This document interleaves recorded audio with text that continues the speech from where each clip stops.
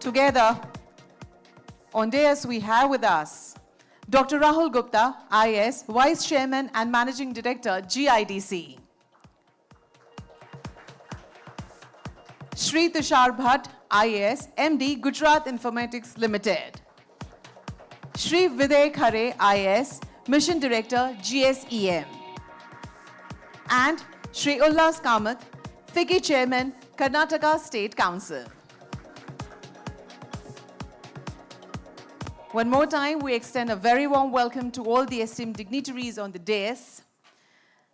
Now, indeed, it's an important event, a significant event, where Gujarat has come down to Karnataka to ask for your participation, to invite you, to extend a warm welcome to all of you.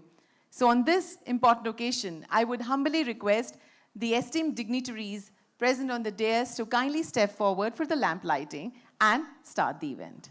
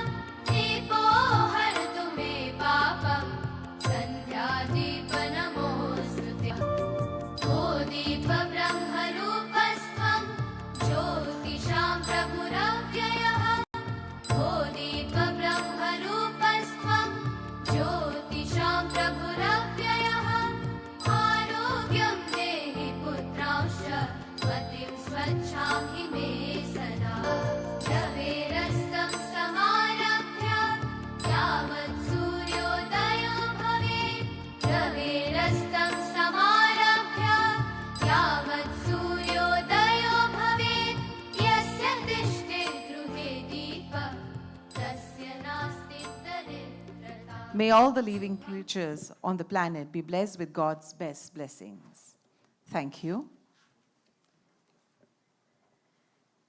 Now, in order to kickstart today's significant event, I would request Shri K. Ullas Kamath, Chairman, FICCI, Karnataka State Council, to deliver the welcome address.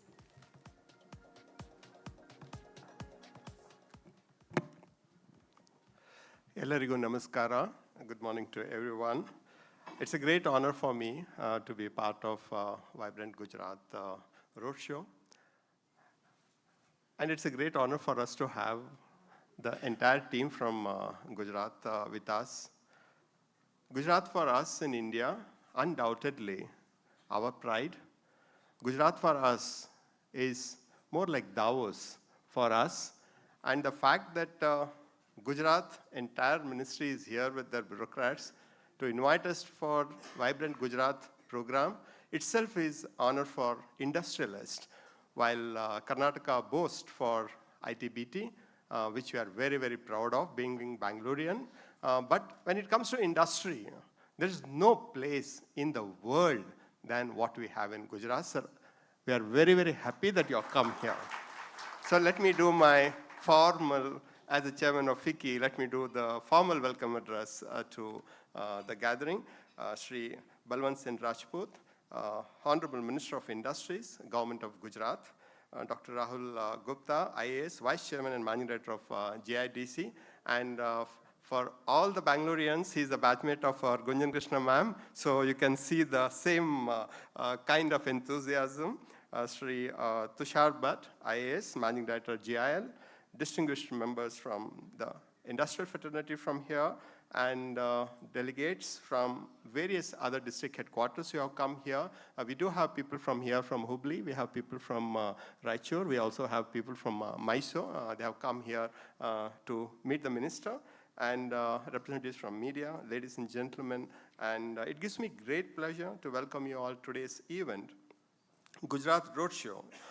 which I'm sure that this roadshow will help our business people here and investors from Karnataka to get a great opportunity to know more about Gujarat. What you have heard about Gujarat 3 years back, it is different. What you have heard about Gujarat 10 years back is different. What you have heard about Gujarat 25 years is totally different. What today you see about Gujarat is unprecedented. If somebody has visited Ahmedabad, a gift city, 2 years back, and I was there 3 months back, it's totally different. It's totally different. So today what you see about Gujarat is absolutely awesome Gujarat, what you see. And Vibrant Gujarat Global Summit is indeed a significant biennial event held in the state of Gujarat. It serves as a platform for business leaders, investors, policymakers to discuss and promote economic development, investment opportunities, and partnerships. The Vibrant Gujarat Summit was first held in 2003, and since then, it has gained prominence as one of the most premier investment summits in India. This event is organized by Government of Gujarat and aims to showcase the state's economic potential, infrastructure, and business-friendly policies. When I say business-friendly policies, it is really business-friendly policies. There's a difference between business-friendly policies and really business-friendly policies. You read the policies, you will know what I'm meaning. By hosting the Vibrant Gujarat Summit, the state aims to position itself as an attractive destination for business and investment. Successive summits contributed to Gujarat's economic development by attracting investment, fostering job creation, and promoting overall industrial growth. Gujarat has indeed experienced significant economic growth and industrialization in the preceding years. Several factors contribute to the state's success in attracting investments and fostering industrial development. Gujarat has been known for its business-friendly policies, which include measures to simplify procedures, reduce bureaucratic hurdles, and create an environment conducive to investment. The state government has implemented reforms like make it easier for business to set up and operate there, and quick decisions. State has invested heavily in developing robust infrastructure, including ports, roads, and industrial clusters. This focus on infrastructure has been very attractive to the industry seeking well-connected locations for their operations to and from.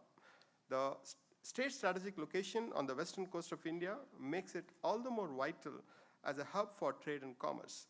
The presence of major ports such as Kandla and Mundra enhances Gujarat's accessibility and connectivity to global markets. The state government, through its agencies like Gujarat Industrial Development Corporation, GIDC, has actively promoted industrial estates and special economic zones, providing ready-to-use infrastructure for businesses. Gujarat has invested in skill development programs to ensure skilled workforce that meets the needs for the diverse industries. This has been attractive to companies looking for capable and trained workforce. The state has diversified into industrial base, attracting investment across various sectors, including petrochemicals, textiles, chemicals, pharmaceuticals, and manufacturing. This diversification has contributed to a more resilient and dynamic economy. In the case of Gujarat, which has been actively promoting investment through events like this, Vibrant Gujarat Summit roadshows can complement these larger events by bringing the investment pitch directly to different cities and regions. Overall, such initiatives contribute to creating a favorable investment destination and attracting businesses that align with the state's developmental goals. I would like to extend once again a warm welcome to the Honorable Minister and senior Gujarat government officials and delegates who have come here. I wish very best success for the subsequent meetings and proceedings hereinafter. And for all of you, there are plenty of one-to-one meetings we have set up, and Minister has come here yesterday. Meetings are going on, and I was told that 7:30 a.m. Minister was here trying to see what arrangement is being done, and that's the first time I'm seeing any minister doing the Reiki at 7:30 in the morning in the event. That's how involved they are. And sir, I'll guarantee you from the state of Karnataka and the neighboring states, you will have enough investments. And please ensure that our people, when they come there, they learn Gujarati. You should tell them there's a precondition. If you want to come to Gujarat, please learn Gujarati, and it's a most lovable language, and we are extremely happy to invite our friends here. And We have written a $1 trillion report for government of Karnataka, sir, from FICCI. We have written a $1 trillion report, and in that, we have taken Gujarat model for industrialization. And it's the first state which has written that we need to follow the Gujarat model of industrialization because 45% of their GSDP comes from industry, whereas Karnataka is a 19.2, whereas for us, 65% comes from ITBT, and this is where we need to complement. A state which is doing well in industry, there's nothing wrong in following their policies so that we can also emulate their success. The same way people are looking at Karnataka for ITBT, there's nothing wrong in helping the other states how to build the ITBT. End of the day, we need jobs. We need jobs. We just need jobs. You create the jobs, economic development will happen on its own. Place like Karnataka, we have 21 lakhs graduates coming to the marketplace every month. And we are able to create 22 lakhs jobs every year. We are able to create 22 lakhs jobs every year so that there is no deficit here. The unemployment is less than 2% here. On the national average is 4.7, but we are at around 2%. So if every state tried to see that there is no unemployment, naturally everybody gets job, and when everybody gets job, the development will happen on its own. And with that small note, I welcome you all once again, sir. Thank you very much.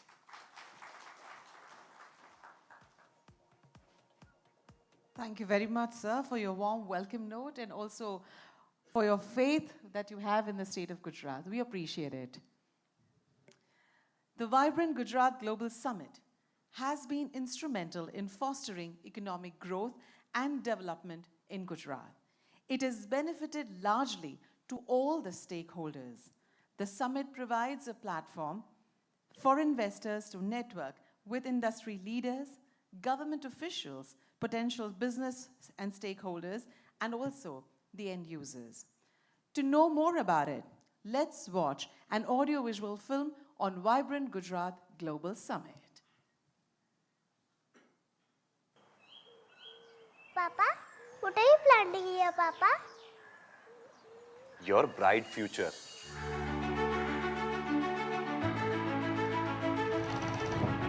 "20 years ago, just like this, Prime Minister Narendra Modi, the then Chief Minister of Gujarat, planted a seed of a vision in the soil of Gujarat. There were challenges and obstacles, countless hurdles and innumerable constraints. Undaunted and undeterred, he thought big. His visionary leadership surmounted them all. He looked beyond the horizons. He looked ahead of the times. He looked into the future, responding to challenges, overcoming adversity, and enthusiastically exploring newer opportunities. 20 साल पहले हमने एक छोटा सा बीज बोया था। आज वो इतना विशाल और बृहद वाइब्रेंट वटवृक्ष बन गया है। Vibrant Gujarat Global Summit. One man leading from the front. One idea reigning supreme. 20 years bringing about an impactful transformation. 100,000 MOUs signed. Nearly 75,000 commissioned or at various stages of completion. $55 billion in foreign direct investments. With perseverance and conviction, Shri Narendra Modi conceptualized Vibrant Gujarat, a visionary initiative that has blossomed into a premier global platform for business networking, knowledge sharing, and strategic partnerships. Today, the Vibrant Gujarat Global Summit is a global event of bonding. One idea, a reality translated on the ground. India's first international financial services center, Gift City, now operational. World's largest diamond hub, strengthening global supply chains. World's tallest statue, dedicated to the people. India's first petroleum chemicals and petrochemical investment region, championing circular economic policies. India's first greenfield smart city, setting the benchmark for sustainable development. India's largest Hybrid Energy Park, pioneering renewable energy. Highest exports from India achieved. Ease of doing business, boosting entrepreneurship and innovation. Ease of living, enhancing quality of life. Millions of employment opportunities across sectors through its business-friendly policies. State-of-the-art infrastructure, facilitating next-generation urban planning.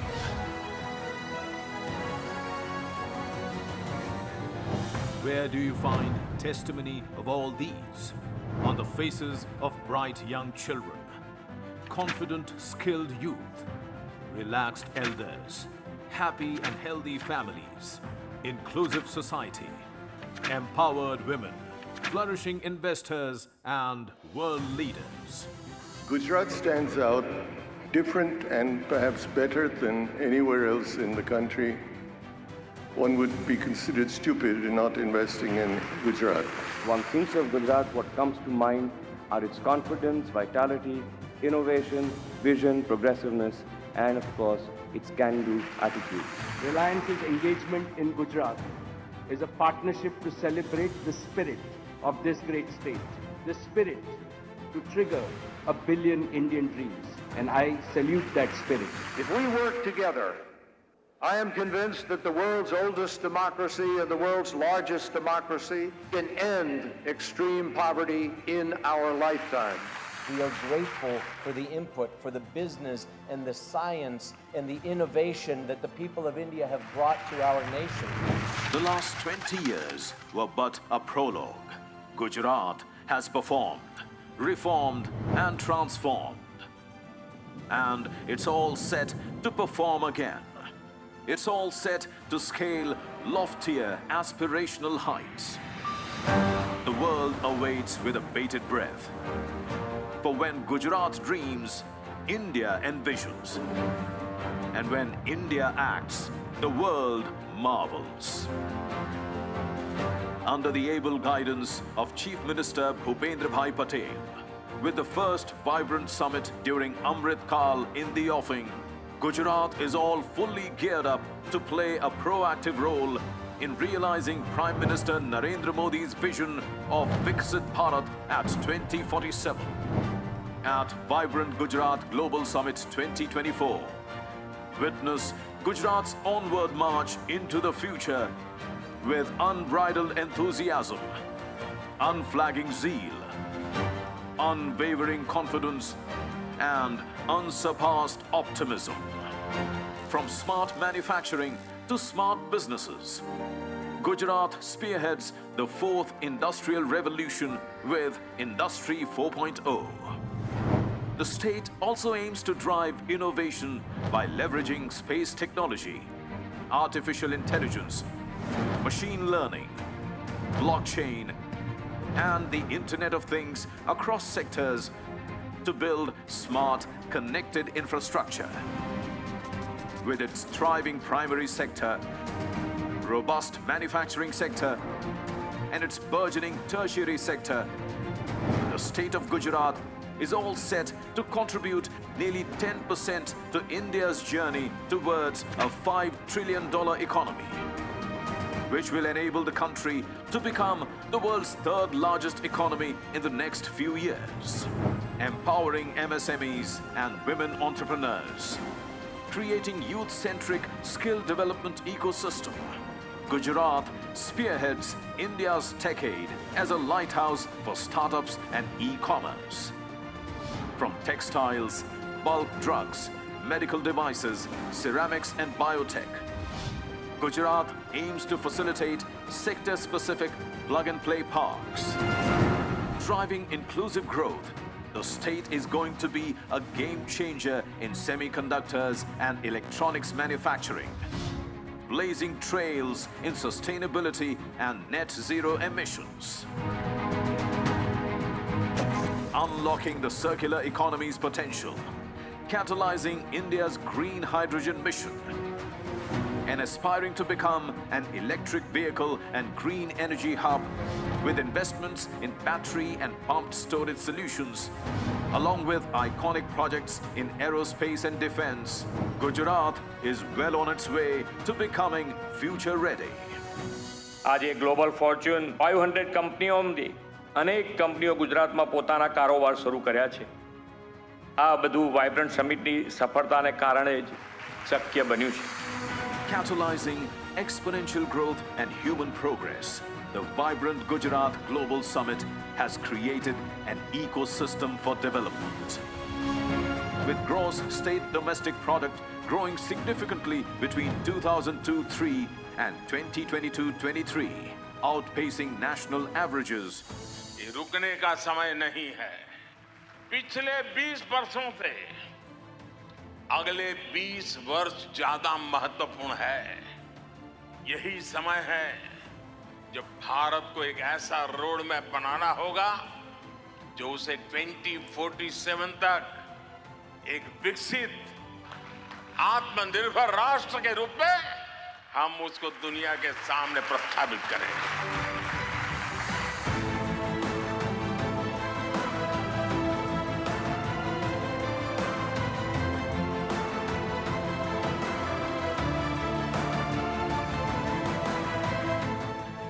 Come, be a part of the Vibrant Gujarat Global Summit 2024.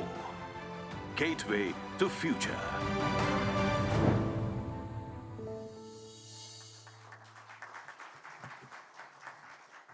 This is what the Vibrant Gujarat Global Summit is, and this is what the state of Gujarat is. In order to throw more light and to talk about the conducive business opportunities in Gujarat, I would request Dr. Rahul Gupta, IAS, Vice Chairman and Managing Director, GIDC, to share his presentation with us.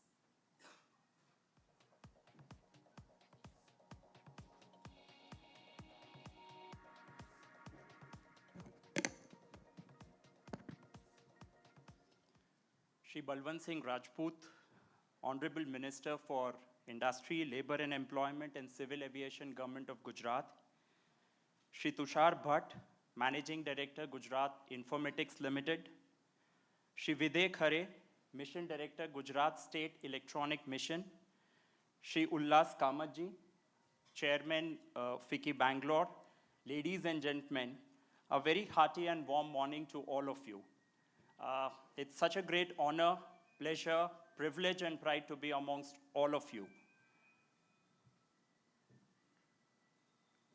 India, Bharat, we are all aware we are one of the largest democracies in the world. We are the youngest country in the world. We are one of the fastest growing economies in the world. They say we are at number 5, but I wouldn't be surprised if we soon become number 3 because we are really striving hard to reach there. And apart from all of this, we are one of the fastest growing markets in the world. We are expected to reach $6 trillion by 2030. And believe you me, the world is eyeing at us. The growth engine driving the success story of India is Gujarat. Ladies and gentlemen, let me introduce to all of you my state, Gujarat. The mighty land of legends and lions, the radiant land of colors and white Registan, Gujarat boasts of double-digit growth and single-window system of clearance. If India is the magnet of global investments, friends, the pull for this attraction is Gujarat. Very aptly, the business card of India. Gujarat is not just a territory or a piece of land. It is an experience, a heritage which is mapped on the world map.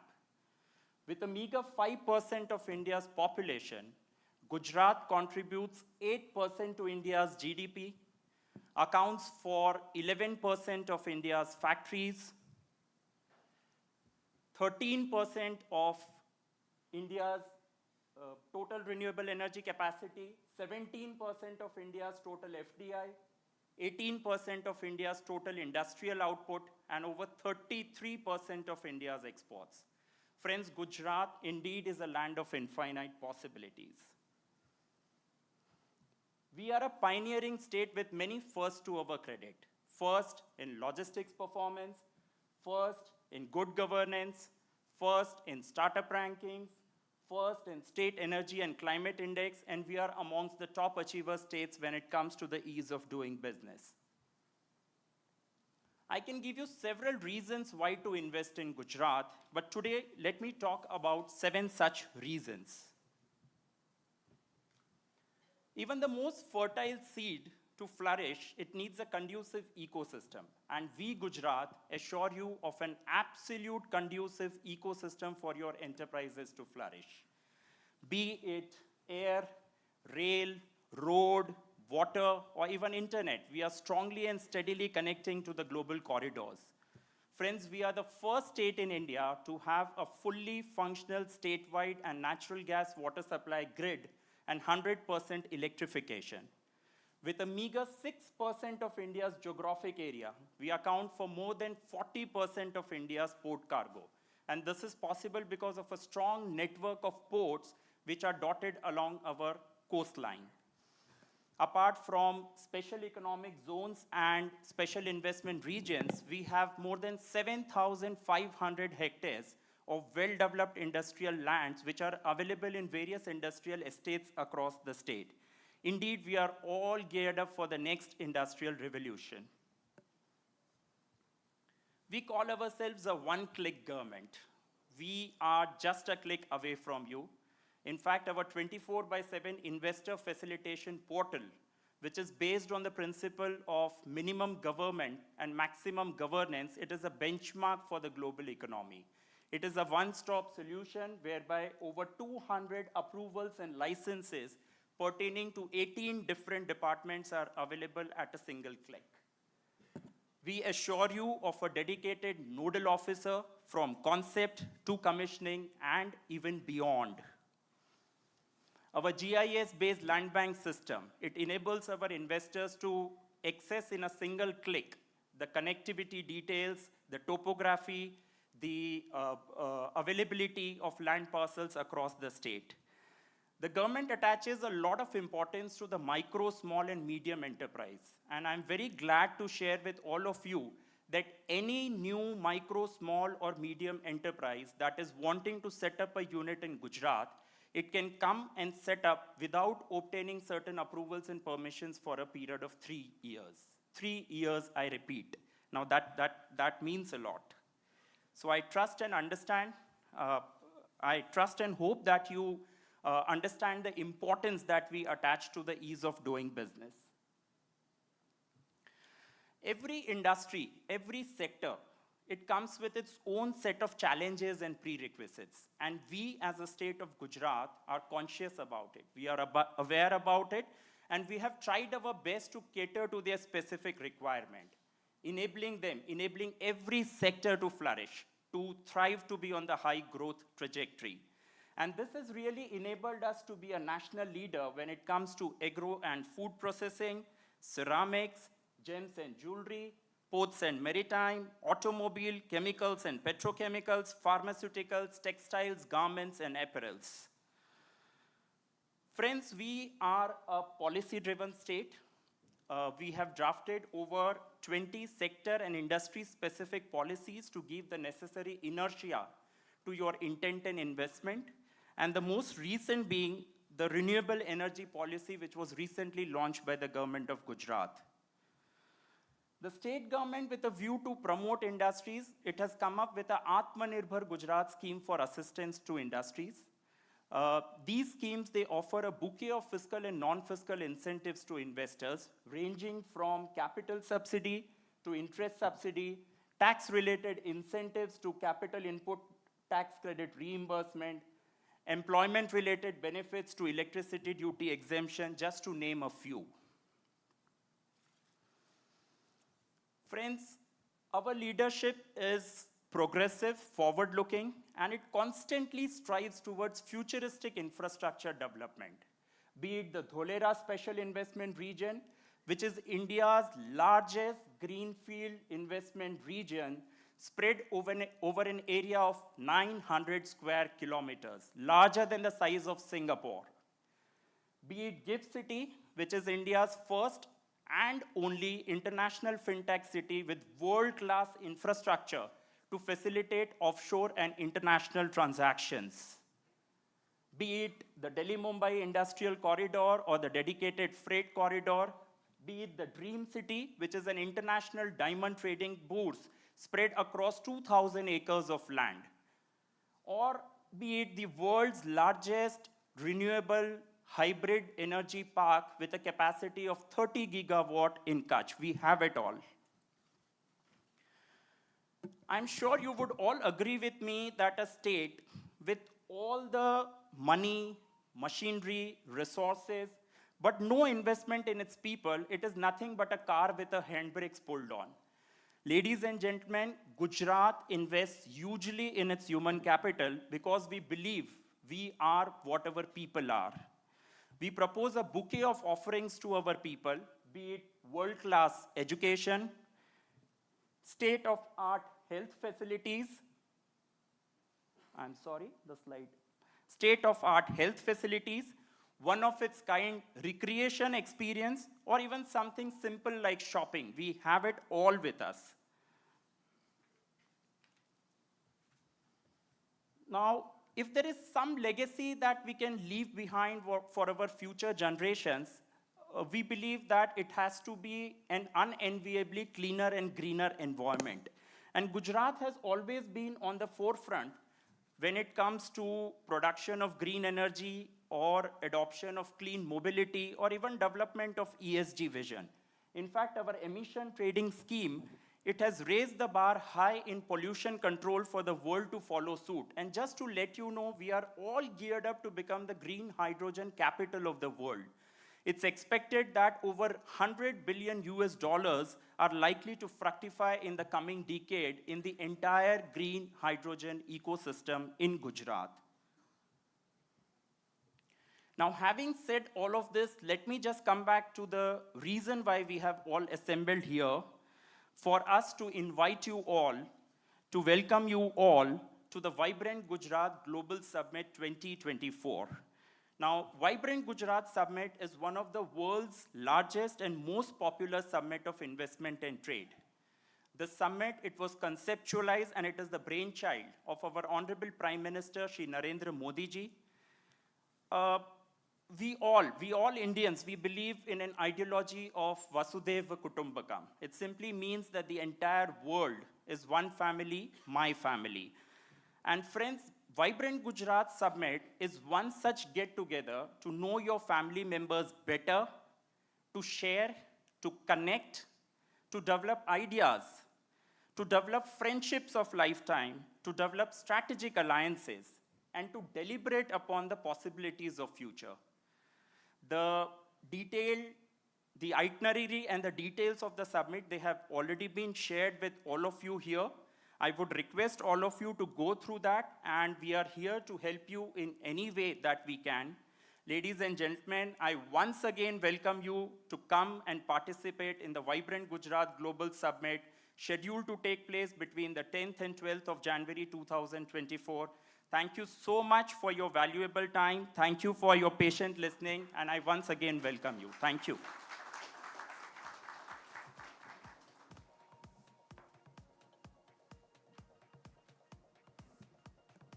Thank you very much, sir, for your highly insightful presentation. Today we have with us few industrialists as speakers to share their experiences and insights with regards to the Vibrant Gujarat Global Summit. We would like to invite them to talk about their existing and potential projects in Gujarat. Foremost, I would like to invite Shri Gaurav Sharma, Vice President, IBM Cloud and Cognitive Software, to share his experiences. Welcome, sir.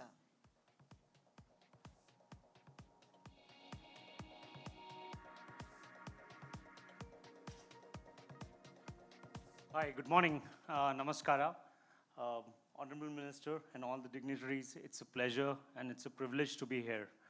I don't have many charts to present, but I'll be talking through the experience that I've had in the last 2 years. And it's very interesting that in August and September of 2021, IBM decided to open one of its innovation lab, the IBM Software Labs in Gandhinagar. And it was after a lot of deliberations, a lot of research, a lot of consultants that we actually narrowed down, and it took us about a couple of months to decide on the city itself. From August 2021, the inauguration of the lab happened in September, 15 September 2022, where the Honorable CM inaugurated it. Now, let's just rewind back to the date. August 2021, COVID is there. None of us had ever visited Gandhinagar. And the first time that I had visited was in 2021, and I had not even heard the name of Gift City, right?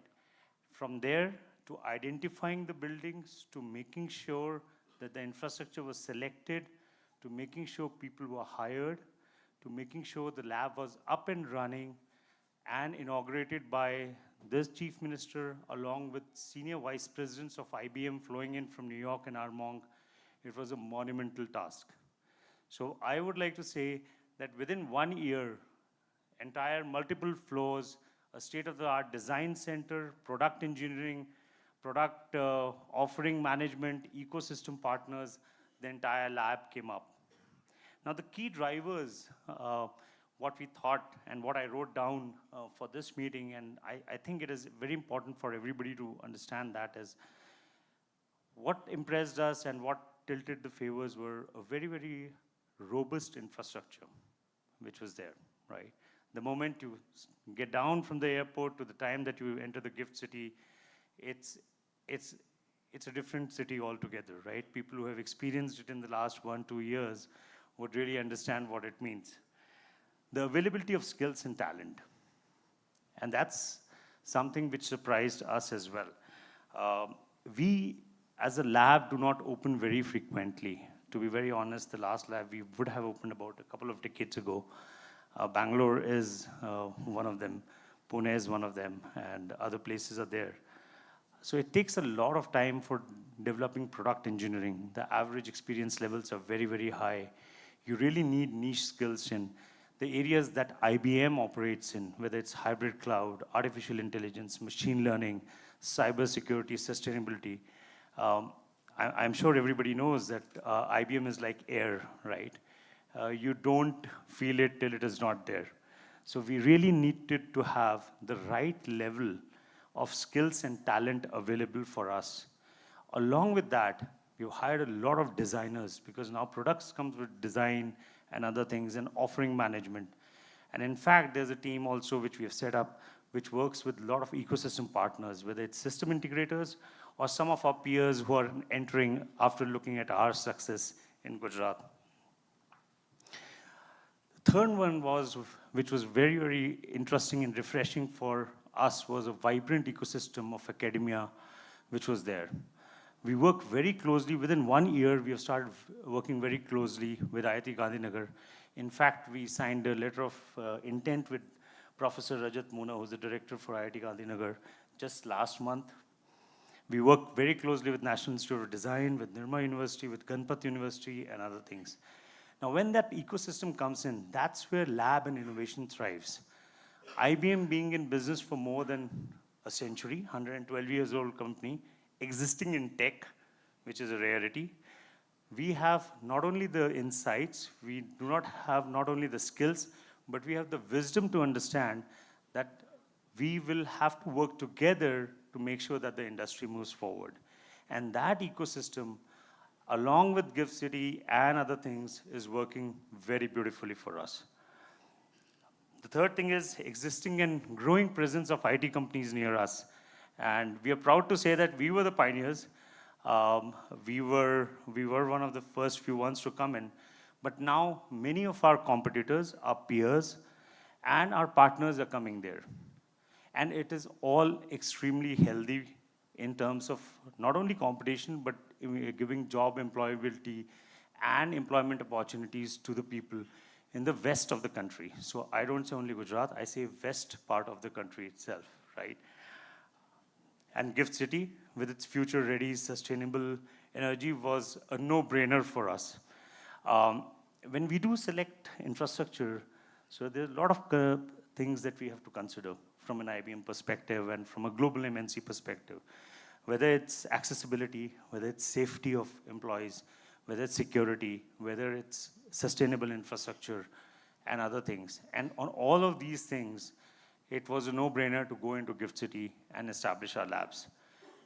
Last but not definitely the least was the amount of proactive work and the coordination that goes in Gujarat government, whether it is with Gujarat government, the secretaries, the IT secretary, Mr. Vijay Nehra, who was there earlier, whether it is with Gift City, whether it is with IITs, whether with NID, you would see that all of them work extremely well together to make sure that life becomes extremely easy for whoever is coming in.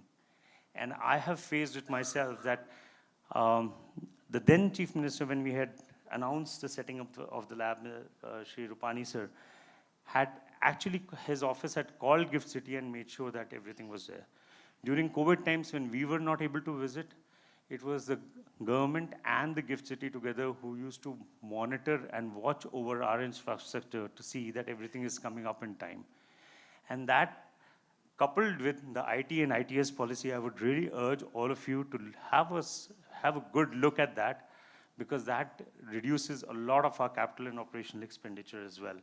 So these were the key drivers. What I hope it will do, and what IBM hopes is it will not only catalyze the state's digital ambitions, but also create new job opportunities in the adjacent areas, right? Whether it's not only IT field, but it starts impacting every field. I'm a firm believer that real innovation happens when one domain knowledge gets embedded with another domain knowledge, and I call it as combinatorial innovation. With Industry 4.0 coming up in Gujarat, it is already the #1 industrial state. That combined with cybersecurity, AI, ML, I think can catapult not only the state of Gujarat, but the country itself to the next level of innovation and growth. Ecosystem impact, we would love to see more and more joint research papers, joint proposals, working with the academia, with our newer partners who are coming in. And it is a milestone for us in terms of development lab. We recently celebrated the first anniversary, where again, 2 senior vice presidents actually visited from Armong, and we are all extremely, extremely happy with the way, and I'm not talking about very small numbers, we can't state numbers, but these are huge numbers of people who are working there. We're extremely proud to see the lab thriving, and within 1 year, contributing to IBM's success and also to Gujarat's success. I'll be happy to talk to you offline also as to our experiences. This is the experience that I've had in the last 2 years. It has been, and we will continue to look at more growth opportunities there. Thank you.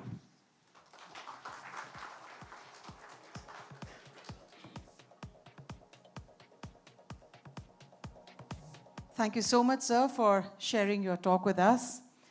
Now, please help me welcome Shri Viraj Mehta, Director, Global Capability Center at the Kraft Heinz Company, to talk about his experiences.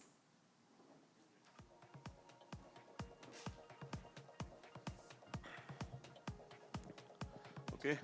First of all, I would like to thank honorable ministers, dignitaries, and the government of Gujarat for giving me this opportunity, and welcome you all to the session. While I have a presentation, I'll very quickly browse through the thought process that we had when we started this journey, right? We, just like IBM, we had a huge number of studies that we did, and different consulting groups that we consulted, and how we arrived at the decision. So I just wanted to take you through the thought process and the whole flow of entire process, and then have a heart-to-heart connect on how the journey has been, right? Okay. So we started with first,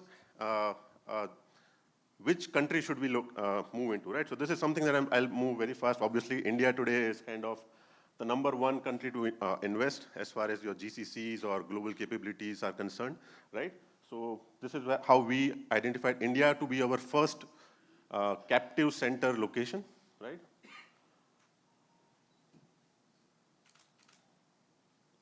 Okay, so some of the facts which we already know, so I'll skip through them. Now, there was another study that we did on the policies, different policies that we have within India. So it's a very heartening to see the competition between the states to attract investments that kind of further helps you in your decision making, right? So a very quick snapshot on the IT-ITS summary. So sir just mentioned that you should look at it. I'll give you a brief snapshot here itself, right? So this is the study that that was done, and we kind of consulted the group to have it done, right? So this will give you an idea about some of the benefits that the state provides. Moving on, we then did a detailed study on is Ahmedabad the right location, or what's the right location, and then we finalized Ahmedabad out of it. But so Ahmedabad is a growing tier 2 location, right? Ideal for a GBS or a global capability center setup today, right? The talent is untapped, if you ask me, and that's what I'll share in a brief while. But there are a lot of key drivers that makes it very attractive destination, which you can just quickly browse through, right? For us, the major driver that we saw was a lot of folks who were till now, Gujarat being an industrial leader, till now the opportunities are huge in the industrial sector, but now as the ITS sector is also emerging, we are seeing huge talent moving towards that sector, and that is something that that helps us to grow very fast than what we had planned for. So as you see, some of the news articles that also helped influence our decision, IBM being in the center of it, right? So, so this is something that that also helped, right? Then this is the location metrics. Now, if you see in terms of sweet spot today, so if you are growing, if you are building something from scratch, which are the cities which are kind of in sweet spot and you know in a perfect position to grow for the next 10 years, right? So obviously we have market leaders today: Bengaluru, Hyderabad, Pune, Noida, where these industries are, ITS sectors is pretty mature stage. But then there are cities which are in sweet spot where you can further, which you can invest now so that you can get the best of both worlds. Right, and then the last study that we did, all different urban living parameters, because after COVID, an average employee, their expectations have changed, their priorities have changed. People want to stay closer to their family.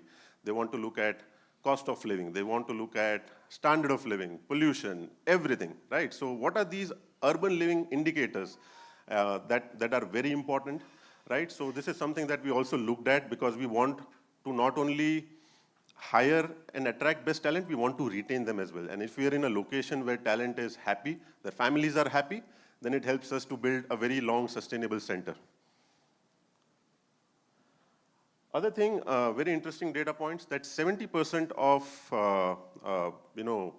US MNCs will have their capability center, already have their capability center in India.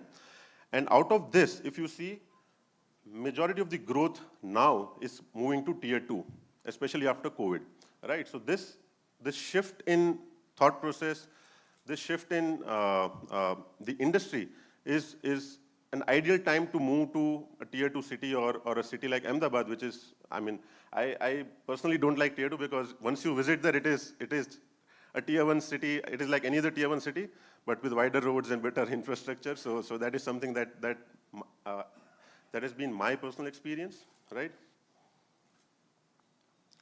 The city of work matters. For the talent of the future, this is very important, right? Because if you see today, hybrid work, work from home, all these are hot topics in the industry today, right? But if you are living in a city where you can reach your office in 15 minutes, then you'd rather work from office than from home, right? So there are a lot of these indicators that help us to make this decision.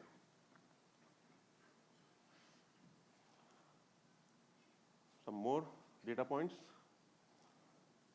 Okay, so this is again, if you see, Pune, Ahmedabad kind of was at the top of the study that we did, right? And this is some of the key success criteria that we had defined, right, while making the decision. So I think that's all that I wanted to share from the thought process standpoint. right? Now, coming to the very honest discussion or experience sharing, right? So, Kraft Heinz is, I mean, just a brief introduction about Kraft Heinz. We are world's 5th largest food FMCG company and 3rd largest in US, right? So in US, after Pepsi and Coke, Kraft Heinz is third. So technically it's the #1 food company if you remove the beverages part, right? And 99% of US households use one or more Kraft Heinz products, right? So, and overall, globally, we have 37,000 plus employees. Our products are present across 160 plus countries. Right. So when we are trying to make, trying to shortlist which city, there was one thing that also came up that that Gujarat doesn't have alcohol, so young talent will not prefer moving there, right? So I'm very happy to share that today in the team that we're already operating, we have employees from 15 states, right? So the diversity that we have on floor, like even though we have like 65% local talent, but from the rest of the talent, we have people moving from across states into Gujarat, very happy. They are kind of settled and they want to settle down there, right? So it is something which is very heartening to see, right? So a lot of time we crack this joke that it's okay. I mean, you don't need alcohol to kind of build careers, right? So, and there are legal ways to have it as well. So no worries there, okay? We started our center with a goal of 50% diversity, right? And very happy to share that as of today, we have 40% women employees in our team. And it's not only at the, entry level, right? 35% of our people managers are also women employees. So it is at across levels, leadership levels, from the top. We want to make sure that diversity is represented in all our decision making. Right?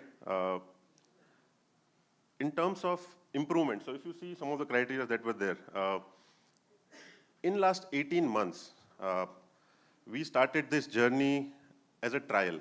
That, okay, we have done this study, we still had some doubts that whether this will work or not, right? So in May 2022, we started with a 40-member trial that let's open a center for 40 people, run 1 or 2 scopes from here for 2 years, and see whether this is the right decision, right? So, because we already have huge footprint through our partners in India, right? So, for our captive center, whether this is the right location, whether this is the right strategy, right? Our experience has been so good, right? That recently, last month, we inaugurated our big office, and we signed MOU with the government that in next 3 years, we will be employing 1,800 plus employees in this center, right? Which is huge, and already we are, I mean, I can't share numbers, but already we are we are growing at a very, very fast pace today, and the idea was to start with 40 employees, 2 scopes. We're already live in 18 plus different scopes. When I say scopes, it is supply chain, it is finance, it is IT, it is analytics, it is AIML, right? So all these scopes we have gone live or in process of going live, right? So company, after looking at the overall quality of employees, quality of ownership that employees bring to the table, Kraft Heinz leadership is so bullish on this center that it is growing at a very fast pace, and we are today in a situation where we have to tell the leadership that please give us time to breathe and come back after a year. Let us first fulfill all the demands that are there for the next 1 year, right? So we are in that situation, which is a good problem to have, and I think to call out the support that the government has given, right? So in February 23, we met the government that, okay, we did the trials and we now want to take a decision that we want to expand. And the support that we have received from the team has been incredible, right? Even my leadership from US and Europe, they were also surprised that the kind of access we had to the minister sir, to the chairman of GIL was so simple and so open that they really appreciated this kind of ways of working, and it also puts a seal of stamp that yes, we jointly want to grow together and take this whole journey ahead, right? So I think one more thing which I wanted to cover, attrition. Attrition is also one of the major challenges that that we face as an industry, right? So in last 18 months since we've started, our pro rata attrition, because obviously we have been growing, our pro rata attrition has been less than 5%, right? Which is kind of, for this industry, it is something which is really good, because I've been in this industry for a long time, and 15 to 20% is a normal attrition that we usually have. So tier 2 cities bring that one more benefit to the table, which we should look into, because it helps to maintain business continuity and reduce a lot of operating cost as well, right? So I think one more thing which I wanted to share, but I think I gave it at the last moment, so maybe not possible, but we took the decision in February, March, and in September, we inaugurated the office. So if you could visit my LinkedIn page, I just posted the video yesterday. Look at the office infrastructure that the team created in just 6 months, right? So the kind of office, and our GCC consultants say that we have not seen an office like this, so I'm sure you'll be able to correlate to that. But the kind of infrastructure that exists, the kind of support system that exists is unparalleled. I belong to Gujarat, but I have been out of Gujarat for 15 years after I moved to IITs for my study. So it was, for me also, it was a very pleasant experience to come back and see this and then take this decision. And then we are very happy and look forward to having even bigger association with the state and with the industry. So thank you.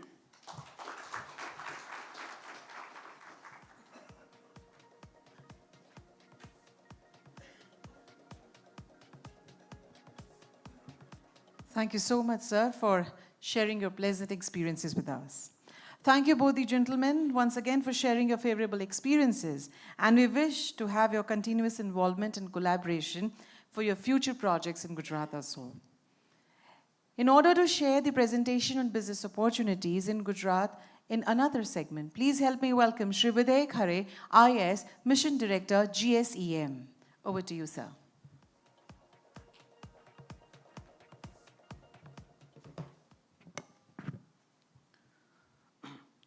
Shri Balvantsinh Rajput ji, Hon'ble Minister of Industry for Government of Gujarat, Dr. Rahul Gupta sir, MD GIDC, Tushar Bhatt ji, MD GIL, Lars Kamath ji from FICCI, ladies and gentlemen, very good morning to all.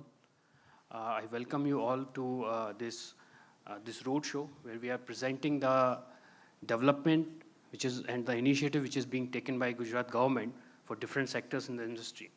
And I am here to talk about the two most emerging future demanding sectors, which is semiconductor electronics and biotechnology. I just want you to comprehend few numbers which we have which is the facts, which we have found out with after consultation with different semiconductor companies. Like for a fab, the requirements, 60 megawatt of power, multi-level redundancy, high quality with fluctuation less than ±1%. Also to keep future ESG goal in the mind, 15 million liter of water per day, and the fab giving 20 million liter effluent every day. Then ecosystem of different companies within a radius of 5 kilometers, ranging from electronics, from chemicals, from gases. Faster execution of projects, keeping the view, different licenses, permissions, doing the construction, a large talent pool. These are the basic minimum requirement for setting up a fab. And as I can assume that many of the industry leaders are from this sector, they must be knowing it. So to set up this kind of unit, these are the things which you require in your immediate vicinities. And when you visualize a fab, nothing down the 4-5 years, you want this immediately. So to have a journey in semiconductor and electronics, we need to have these factors ready with us. And we are proud to say that in Gujarat, we are already on the ground. Not on the paper, we have already executed these projects. And we are also proud to say that Gujarat is going to be the gateway to semiconductor, gateway to silicon for India. I want to take you through that robust infrastructure which we have set up for electronics and semiconductor industry. So for example, in Dholera Special Investment Region, we have a power infrastructure which can give you, a single substation can give you 1000 megawatt of power on 400 kV lines. It can supply you 500 megawatt power on 220 kV lines. One of the most cheapest rate, 5.8 rupees per unit. And when you put the government subsidies, your effective power tariff come around 3.8 rupees per unit, which is even lower than what you are getting in the highly developed countries like US, South Korea, or Taiwan. We have compared it with the Taiwan rates, and they are much cheaper. It's almost 8 cents per unit. Then a common effluent treatment plant. When a fab is releasing 12 million liter water per day, how are you going to treat it? You need to have a dedicated common effluent treatment park. In Dholera, we already have a 20 MLD CETP ready. It's going to be commissioned by end of this month. Water supply, where you require 15 million liter a day for a fab without any interruption. In Dholera, we have already set up 100 million liter per day water supply. STP facilities, then recycled water facilities, the infrastructure. This infrastructure is already on the ground, already executed. So the moment a fab want to establish, next day onward, they can start their construction. They don't need to wait for 3 years to power lines to come to the place and a substation getting erected there. This infrastructure is already on the place there. Gift City. So as Bangalore is the hub for the most of the design companies which are working with the semiconductor fabs and bringing innovative design to the system, Gift City is the perfect place to replicate the same model with better infrastructure, walk to work culture, better environment, better ease of living, affordable housing there, available there. That makes a competent case to set up a design ecosystem next to the fab ecosystem, which makes a complete chain. So starting from the design to foundry to fabrication to final electronic product. So in Gujarat, we are providing from designing to the final device. Hand-holding support of the government is most essential for setting up fab anywhere in the world. Whether it's a country like United States, it's a country like Taiwan, South Korea, Japan, even India, we need to have that hand-holding support of the government. And in Gujarat, Gujarat State Electronic Mission has been set up for this only purpose. Our objective is to give that hand-holding support to all electronics and semiconductor companies, getting all the permissions, licenses, site selections, site studies, giving them all, answering all their queries, their questions, and resolving them. With that support, it is our team, GSEM, which do all the running, getting all the work done for the industry. So they don't feel any kind of alienation that they are moving from one country to other country, they are coming to one state to other state, and they don't know where to go, how to do it. So that is the job of GSEM, to give that kind of hand-holding support. And one of the greatest example which we have achieved is our Micron project. The Micron, as this project, as you all are aware, it was announced by our Honorable Prime Minister in United States in June 2023, this year. Within a span of 6 days, we were able to execute the MOU with Micron team. We were able to give the project approval within 6 days of Government of India announcing the project. And the same day, we were able to give them the land allotment letter. This is the fastest they could go anywhere in the world. Then in the ensuring period of next 1.5 months, we worked, we ran around, we gave all the permissions like consent to establish from Pollution Control Board, fire NOCs, building plan approvals, labor approvals, water and power connections. So this is the thing which I am talking about. The power requirement is so high that even to do the planning for that, it requires years to at various places. But here, within 1.5 months, we were able to give the power connection to them. And on last month in September, within a span of 3 months from announcement of project, we were able to do the groundbreaking of the project. This is the fastest execution of the project anywhere happened, even from the Micron hefty standards. And we are committed that their completion of the project will be by end of next year, and we are sure that we will be able to provide all kind of support to them to execute that project. As I mentioned, the talent pool is one of the key aspects for this particular industry, whether it's electronics or semiconductor or biotechnology.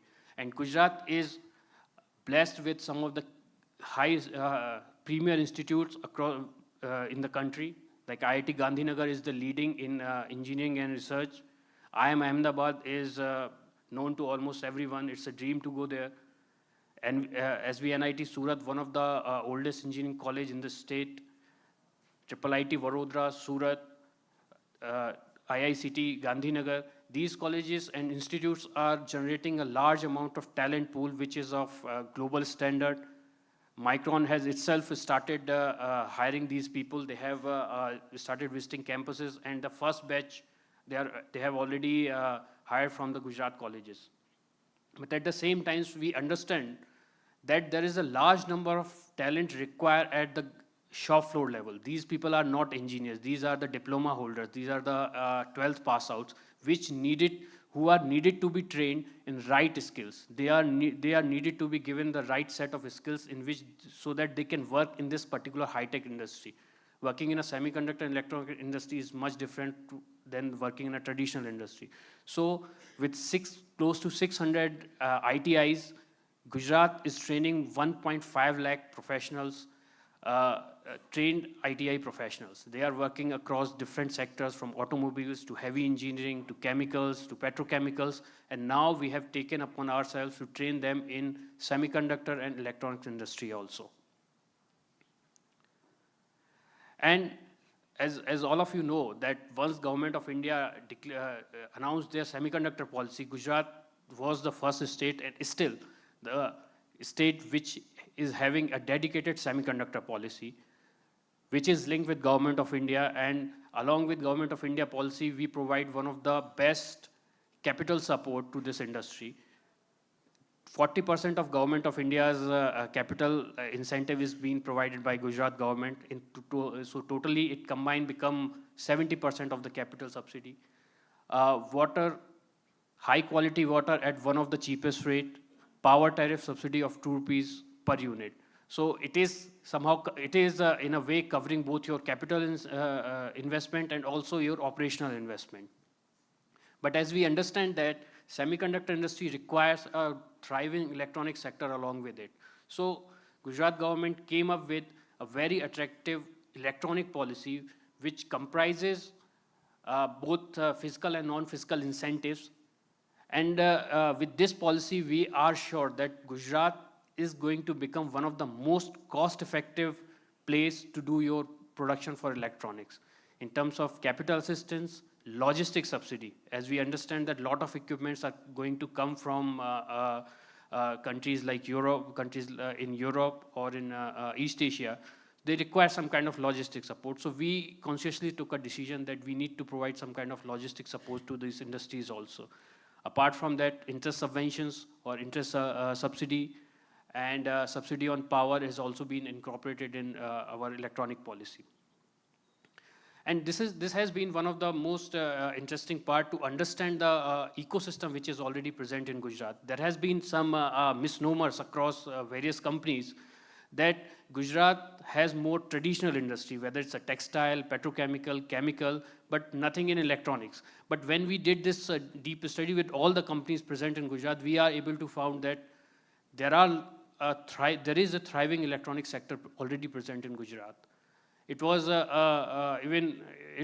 surprising for a CMD of Bell to know that there are 200 approved suppliers of Bell which are present and doing production in Gujarat.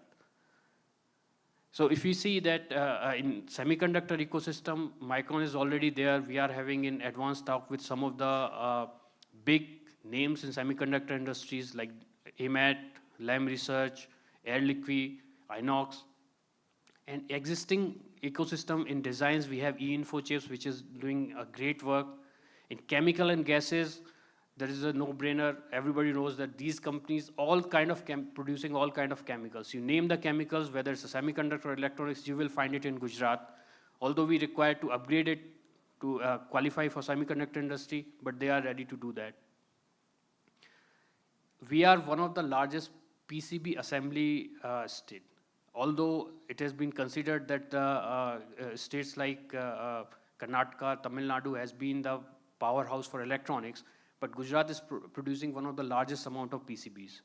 We are supplying all the PCBs to automotive components, automotive electronics, consumer electronics, and these are in mediums and small sectors. Then cables, chargers, machine part castings, aluminum foundries. One of the key component for any automotive industry is the aluminum foundries. And we have a large sector already present in Gujarat. Rajkot is known for all kind of machining tools available there. So the whole ecosystem requiring for electronics or semiconductor industry to thrive is already present in Gujarat. Apart from that, whole systems which are required in this ecosystem is present there. So now it's upon you to pick the right partners and start your production in Gujarat for electronics and semiconductors. At the same time, I want to highlight another sector which is equally complex, equally demanding, that is biotechnology sector. Over the time, Gujarat has done excellently well in pharma sectors, and now these pharma companies has taken upon themselves to move toward biotech sector. So it's not only about pharma biotechs, but they have moved toward food biotechs, they have moved toward agri-biotech, fertilizers, and they have set up a whole ecosystems in Gujarat in biotechnology. And we are proud to say that one of the largest fermenter in Asia is being in Gujarat. That has been set up by Concord Biotech in Kheda district of Gujarat. So over the last 3 decades, the number of biotech companies growing and running successful businesses in Gujarat has been increasing. We have more than 250 companies at present in Gujarat who are doing in biotech sector. They are spread across agri-biotechs, pharma, industrial biotech, environmental biotechs, and pharma biotechs is generating an excellently large amount of revenues. Zydus, Sun Pharma, Concord Biotech, Sundiota, all these companies has done exceedingly well there. And keeping this in mind, government of Gujarat has came up with Gujarat Biotech Policy, which I can say is one of the best because it covers both your capital and your operational cost. It provides you incentives on your capital investment and your operational expenses. Apart from that, interest subsidies and employee support, like 100% reimbursement of EPF. These kind of employment supports are also being provided under this particular policy. And we have some very well cases which has been supported by government also, which has these companies has taken benefits of these government schemes, like as I mentioned, Concord Biotech, Amplygene, Zytex Biotech. So all these are our feather in our cap. That with the help of government support, with the help of conducive policies, conducive business environment, these companies has been able to grow and become a leader in biotech sector. So with this, I want to conclude my presentation, and we will be more than happy to take queries at GSEM and Gujarat State Biotech Mission for your future. For your future investment, for your future planning, for your future business opportunities, look up in Gujarat. Thank you. Thank you very much.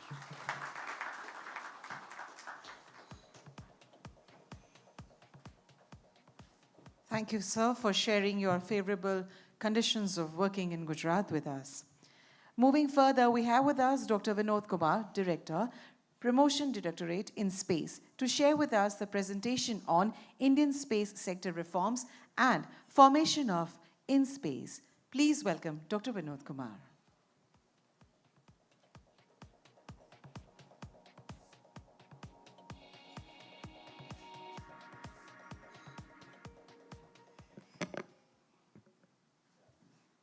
Shri Balvantsinh Rajput ji, Honorable Minister of Industries, dear colleagues and friends from industry and investors.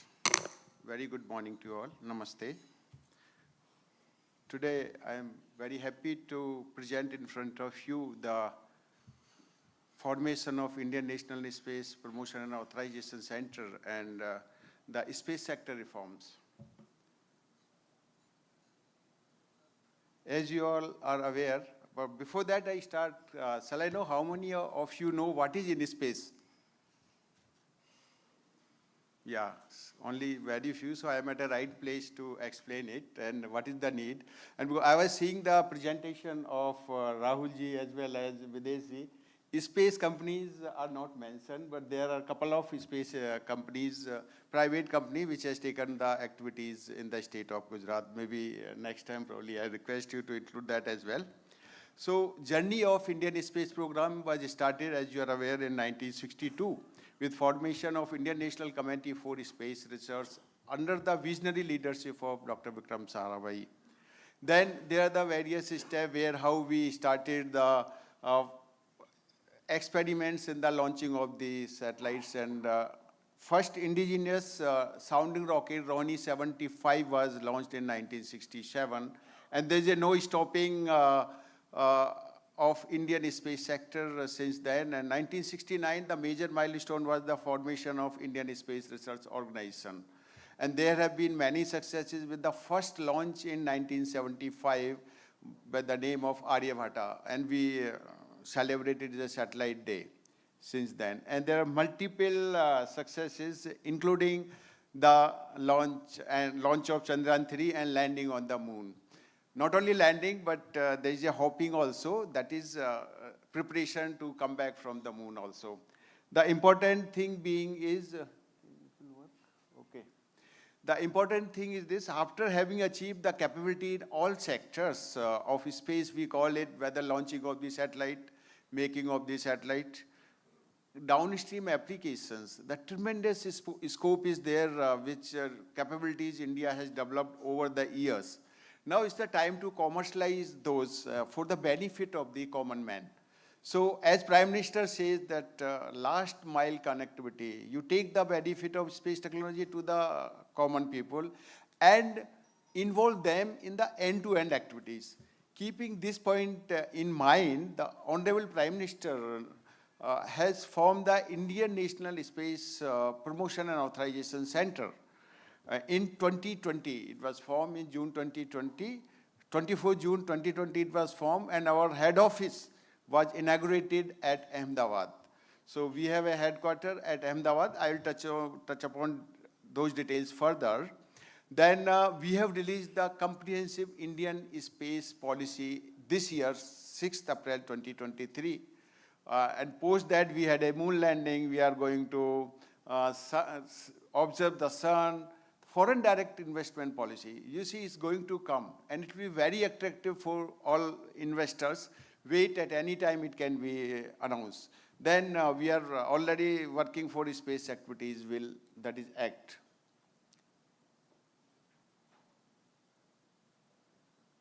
So this is the humble beginning. As I was telling that we began with the transporting rockets on the bi-scale, but today we have the Mako rocket launcher LBM-3, which has taken us to moon, as well as it can, up to 6,000 kg, it can launch to the low Earth orbit.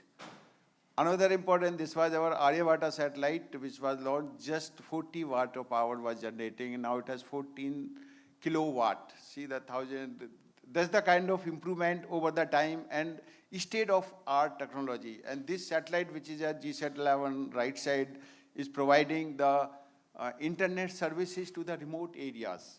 So one very small terminal can go in your car and you can place in your village, then surrounding up to 500 meters, all people can start attaching the internet. That's the kind of impact it has.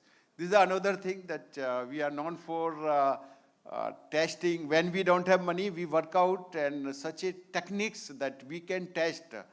I was told by the veterans there that they asked us that time 1 crore or plus 2 crore, but we work out such a way that 156 rupees we gave to that person and we could test this technology, and it worked well in the space also. That's the beauty. And now we have the state-of-art facilities all over places in India.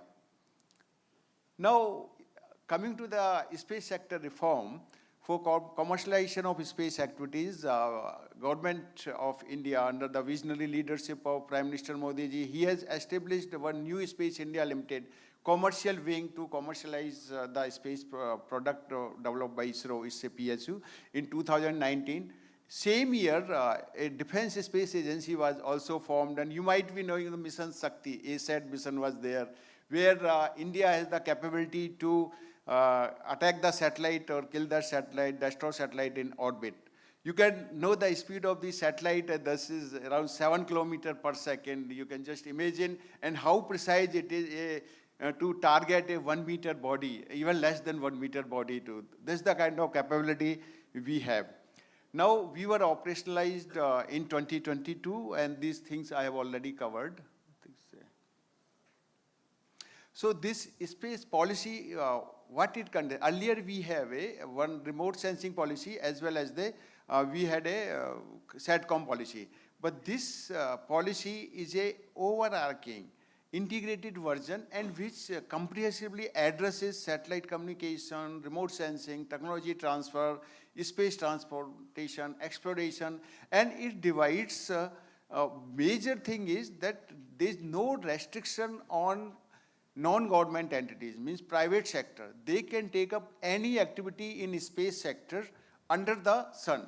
For that purpose, our Indian National Space Promotion and Authorization Center is formed. Be it the Earth observation data acquisition using the facilities. The facility developed by ISRO can be used by non-government entities and they can work there.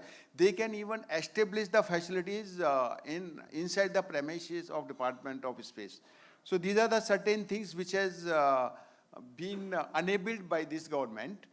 Then we have in this policy, the role of each stakeholder is defined, like ISRO, what it will do R&D, technology development, New Space India Limited for commercialization, in space to authorize, regulate, to permit the authorization of lab, setting the centers, international outreach, industry outreach, developing the space force frontier, developing the courses for next generation. NG, as I have told, they can build their rockets, satellites, absorb transfer of technology, and many other things. Now, just to touch upon that, before these reforms, before 2020, that you know the Space Department of Space Secretary is the chairman Space Commission, he is the chairman of ISRO. So all three roles were under his command. Well, as a chairman Space Commission, he will form the policies. As a ISRO chairman, he will implement those or execute those, and a department secretary, he will regulate them also. But these are the things that in space, the rightmost wing, this is here, they have various units in ISRO having expertise. Tremendous capacity is built up over the year, as I have told. Then there are the central public sector enterprises and autonomous bodies where we have a institute, Indian Institute of Space Technology, IIST Trivandrum, where it imparts the knowledge on space techniques and space courses. Then comes our in space, I will touch upon this. So this formation of in space which happened in 2020, our chairman is Dr. Pawan Goenka. He is advised by the In-Space Board, which has the members for the first time from private companies, from academia, from government. And we have 3 directorates. One is Promotion Directorate, headed by me, and my office is at Bangalore, ISRO headquarters. Then we have Program Management and Authorization Center and Technical Directorate. They sit at Ahmedabad because our head office is at Ahmedabad.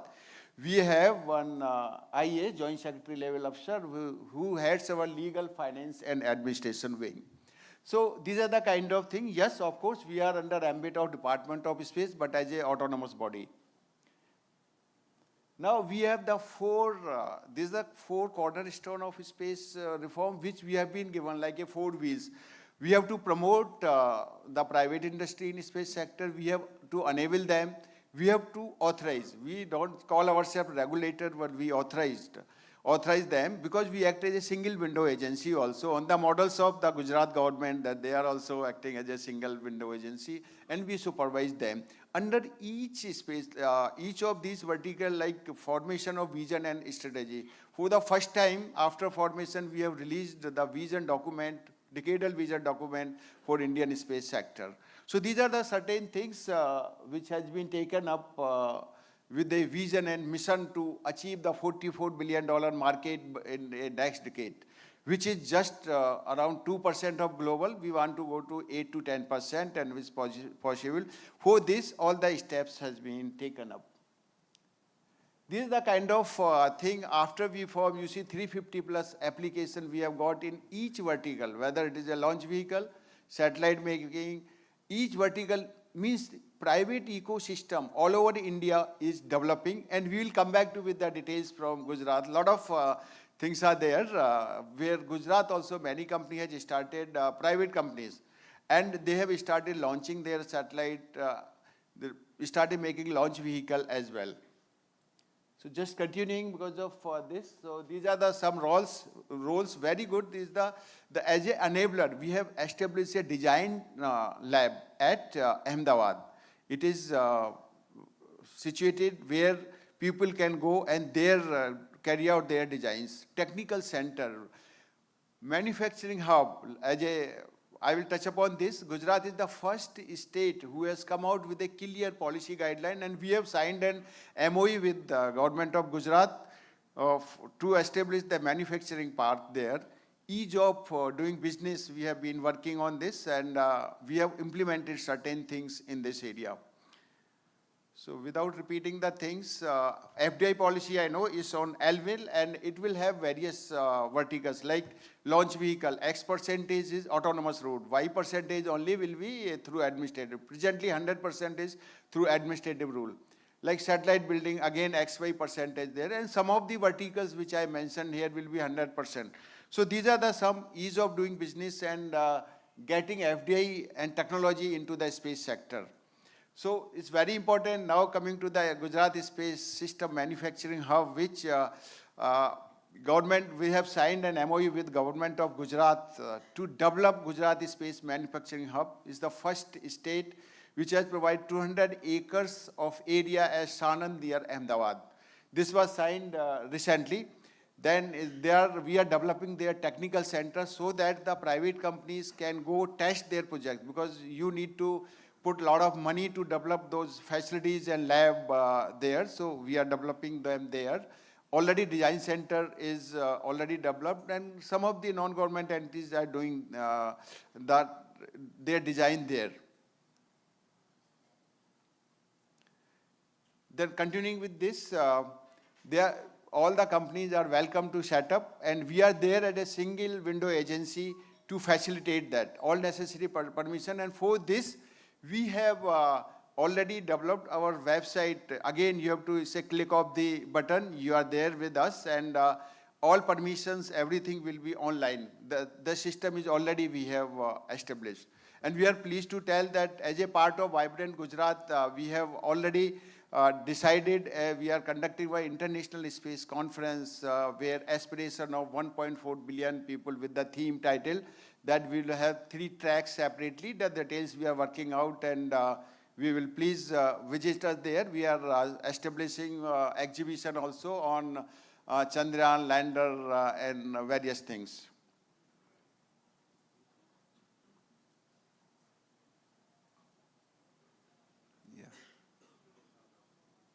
So these are some kind of registered startup, how they are making internationally at the top left corner. And we are really fast in this. The number of startups are growing exponentially all over India, and particularly in the state of Gujarat. And even FDI in space sector has started gaining momentum. And most of the companies are getting the startup. One of the companies, around $100 billion they have got, say, Skyroot.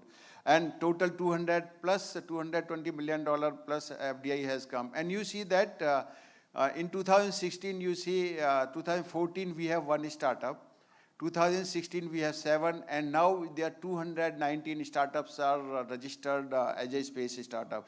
This is the kind of things happens, and it depends upon the leadership, how they visualize and drive the system.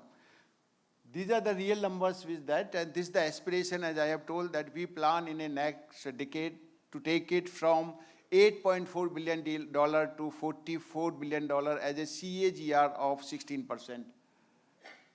And very important thing, I'll tell my personal experience also while discussing with the Prime Minister. I was explaining that we are planning a can-size student competition at Dholera. While discussing then when Prime Minister is going, Honorable Chief Minister approached me and told me, Dr. Vinod, you go ahead with your thing, let me know if any problem is there. That's the kind of leadership country has. I was feeling so happy, and after that we conducted the test, trial test we did there. There were very good cooperation from the state government, is a commendable thing. So I'll tell you that from the Gujarat, six college teams are participating in that, and this is the overall, all over India 40 teams are there which has qualified, and we are conducting that test in Dholera maybe January or February, depending upon the success of this. So these are the certain statistics I am giving, and thank you for your time and opportunity given to me. Thank you.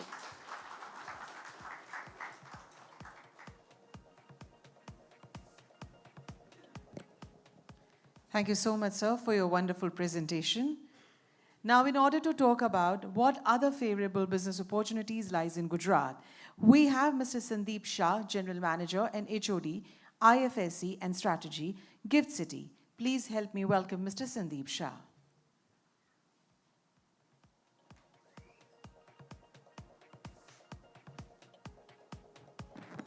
Thank you. Good morning, everyone. I think we are all eager to hear Honorable Minister from now, so I'll keep it very brief, and I'm sure many of the previous speakers spoke about Gift City. So let me touch upon some of the key aspects where Bangalore institutions or the entities operating here, they should actually know it because it's directly related to their businesses from where they are operating. I'll cover this in two parts quickly. So first part is more from the perspective of what is Gift City. I think it's very important to know that it's a greenfield smart city project, and generally we have not seen in India that greenfield city is created, and I think that's the government of Gujarat's initiative to develop a smart city along with the financial and IT services.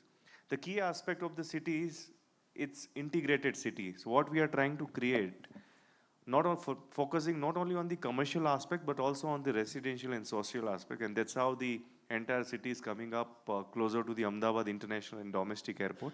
It's only 20 minutes drive from the airport and much closer to the Gandhinagar, which is the state capital. If you look at the master plan, I think as mentioned, it covers basically three critical aspects: commercial, residential, and social, all three. We are ensuring that the people working here should stay here, and that's how the idea is to provide walk-to-work concept. And that's where the entire infra is coming up in the city. And many of these institutions have already started operating from the zone today. Today, as we speak, close to more than 26 million square feet of development has already been allocated. So I think the large amount of developments in terms of the commercial and residential space is coming up. 27 buildings are under construction today, and those are going to be ready in next 3 to 4 years. And that's where you will see the growth of the city in terms of the companies coming up and operating in the city. Let me now focus on the, the core aspect of the city, which is the International Financial Services Center. And I think that's the uniqueness of the city. Government of India has recognized Gift City, the Special Economic Zone, as the International Financial Services Center. This is the only location today in the country which has been given this status. I mean, what does it mean? So when you set up an entity in the international zone, you will be recognized as non-resident entity, which means you are actually kind of a deemed foreign entity under the foreign exchange management regulations for setting up your businesses there. And that's where you actually get freedom in terms of dealing in any foreign currency. So that's the beauty of the International Financial Center. And why this is important for all of you today, because when we talk about unicorns in India and when we talk about the startups in India, you will be surprised to know that more than 50% of the startups of the or the unicorns, basically mainly unicorns, their holding company is overseas. So many a time startups actually set up their holding company overseas to access the foreign capital, the foreign investors, and the idea is to do the business in India. So the promoter is Indian, the entrepreneur is Indian, the business is in India. However, for some reasons, the holding company is getting structured overseas, and that's where we are going to, India's first international financial center is going to be very important for some of these companies. And idea is to make it gateway basically for India and overseas. So if you're looking to raise money from international markets, this is the gateway. And any Indian company, which is whether it's a fintech company or a startup or a financial entity looking to provide services overseas, Gift City provides the platform and right kind of regulatory environment to operate. The uniqueness, again, the second uniqueness, that generally in India, for banking, insurance, and the capital markets, we have three different regulators which regulates and provide licenses to do the business. What Government of India has done in Gift City, there is a unified regulator known as IFSC authority, which regulates all the financial services activities. So whether it is banking, insurance, capital markets, fintech, bullion, all under one umbrella, one regulator will provide the license for you to operate. And the interesting part on the slide is basically if you look at the emerging activities, I think we have gone beyond the traditional financial activities. Generally, in a financial services, we have talked on banking, insurance, and the capital markets. But I think what we have enabled under the regulation is the aircraft leasing business, which we have never talked about in India. We are talking about ship leasing as one of the activities. We have a very vibrant fintech framework, and I'll quickly touch upon how fintech companies can actually access global markets sitting in Gift City, and the right kind of regulation and tax regime is available today for them. We also have a dedicated global in-house center framework, and I think that's very interesting for financial GICs, and I'm sure many of them are also present today in Bangalore. Many a times your foreign regulators want you to be under the regulated environment, and that's where the GIC framework available in Gift City is going to play a very important role for you to provide services to the global clients. So I think the nature of activities are quite broad. So if you are into any of these business activities in terms of providing international financial services in any of these businesses, Gift has the right kind of regulations for you to come and operate and provide services to the international clients. If you look at the current ecosystem, I think what we are talking today, and we have heard from Gaurav, thanks for the kind words on Gift City and your experience. And let me confirm and clarify that we had not informed and we had not told him to speak on our behalf. It was his real experience that they have been enjoying. But the good part is 5 banks are already present, and these banks are like offshore branches, which means a foreign currency loan or a trade finance or ECB, which is a foreign currency loan to the Indian corporates, these banks provide from Gift City today. There are 2 international stock exchanges, and why it is important for you to know that Government of India, I'm sure the 2 weeks back, it was announced that the direct listing of the Indian companies will be permitted on the overseas stock exchange.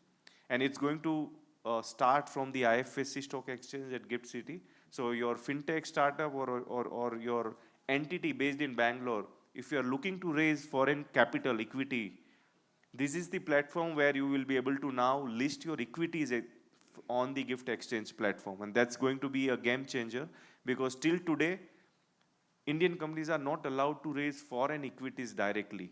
You can only do through depository receipts overseas. So this is going to be a very big change for the Indian companies to look for.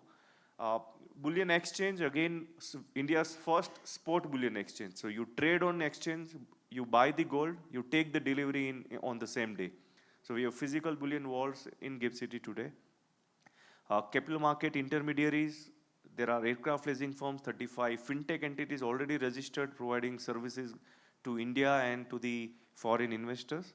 So I think the ecosystem is quite vibrant today in terms of the financial services. Recently, I think 2 days back, foreign universities have also now set up campuses. So first time, the foreign universities have been permitted to set up their campus, and 2 Australian universities have set up their campus in GIFT City. These are Australian universities which have set up their campus today in GIFT City, and they will provide the same foreign degree which they generally offer it in their home country. Again, it's a good initiative for the availability of the right kind of talent for the companies operating in the zone. Some of the numbers I'll not mention much in detail, but more than $19 billion of investments have already been committed by the foreign investors to the funds registered in GIFT City. So I think we are talking of real numbers, real businesses which are already happening. And I think it's the right time. If you are looking to go global, this is the platform which you can look for. Some of the names which are already present, I think Google and Capgemini have already announced recently they are setting up their software development centers. But some of the foreign banks which are already present, some of the service providers, foreign funds, they are part of the ecosystem today. I'll quickly mention 4 businesses and then I'll, close my remarks. But very important, we know that in Bangalore there are many venture funds or many startup funds. I think many of you are also looking to raise money from the NRI or the foreign investors. There is a very dedicated framework where you set up a fund in GIFT, raise money from the foreign investors, and invest back in India, which is either under the FDI route or the FPI route. Earlier, many of you used to go to Mauritius and Singapore to structure your fund. I think this is a right platform, right regulations with efficient tax framework where you set up a fund and invest in India as well. You can also invest overseas. So there are no restrictions in terms of investing into either of these jurisdictions. And I think it's becoming a very vibrant ecosystem today in terms of the funds established today in GIFT. And the related ecosystem required for a fund in terms of trustees, custodian, the broker dealers, investment advisors, they are all present today in GIFT City. And there is a right kind of regulatory framework for all of them to set up their business in GIFT City. The trading, and I think again, Bangalore has a vibrant ecosystem for algorithm trading, basically in the international markets and as well as in India. You can actually trade any international market sitting in GIFT City. So whether you want to trade NASDAQ or a New York Stock Exchange or a Singapore Stock Exchange, we have a dedicated framework known as Global Access, where you can set up a trading firm in GIFT City and trade any international markets. I think this has been the ask of many international traders. Probably this is a right platform for now many of the members to look at. FinTech, as I mentioned, we have a sandbox regulatory regime. So if you want to test your product, you can be part of the sandbox regime, operate under the regulated environment, and then eventually move to a direct authorization. Once you feel that your product is ready to be marketed, you can actually get the direct authorization. And this FinTech framework is available today. This is important for a FinTech firm, say a payments or a solution provider who is actually looking to now provide services to the global banks or global companies. This is the web platform from which you can actually provide these services. And when we talk about FinTech, as you know, it includes banking related to digital banking. It also includes wealth tech, robo-advisory. So I think you name the FinTech, as a services that's available today as under the regulations. Another key aspect I would like to highlight is the TechFin. And what we have enabled under the regulation is the TechFin as a framework. So if you are a technology company and providing services to the BFSI client overseas, still you can be a part of this ecosystem. So I think generally we have FinTech, we have talked mainly more from the perspective of B2C. TechFins are generally provide their services to the B2B. And that's where there is a dedicated framework under the FinTech which allows even a technology companies to provide services to the BFSI clients overseas. Last but not the least is the global in-house centers. I think we in Gujarat is now becoming hub for the global in-house centers, especially GIFT, which focuses more on the financial GICs, because what's important for many of the GICs is that your foreign regulator wants you to be under the regulated environment. And first time in India, GICs are now regulated by a financial regulator. You can set up, provide services to the global banks, branches and the subsidiaries companies. And it's a very light touch regulations through which you can operate. Bank of America is the first one to, which is operating as their first GIC with more than 2,500 people already operating from the zone. And many such GICs are now setting up in the IFSC zone. The two aspects I would mention, the central government income tax benefits. All these businesses which I mentioned, it enjoys 10 years of income tax holiday. So no income tax for the period of 10 years, and you can select any 10 consecutive years out of 15 years. No indirect tax, so there is no GST. And for particular businesses, there are dedicated tax incentives in the nature of no capital gain tax, no short-term and long-term capital gain tax, no withholding tax. So I think IFSC has a vibrant regulation and tax system under which you can actually operate and go global. In addition to it, apart from the central government tax incentives, Government of Gujarat offers very attractive IT incentives under the IT-ITS policy. I'll not mention more in detail, we can have an offline discussion on it, but this is one of the best incentive policy that you would have seen in the IT sectors, and probably we can discuss in length offline. But thank you very much for being here, and we look forward to interacting with you, off the session as well. And we invite all of you to visit Gujarat, visit GIFT City whenever time permits, on individual capacity or as a group. We will be happy to host you. Thank you.